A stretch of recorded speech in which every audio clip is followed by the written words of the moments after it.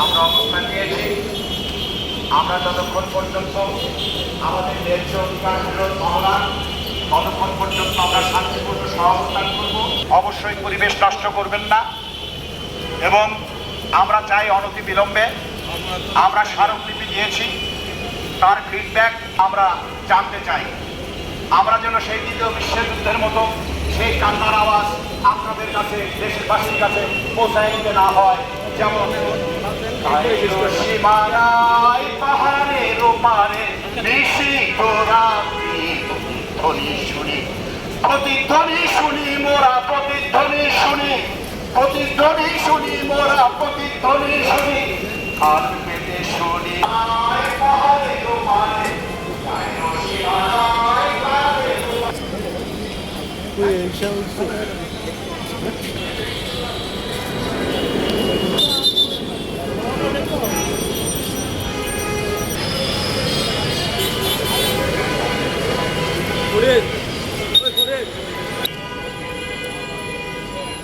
এমনি কভার হয়ে যাবো।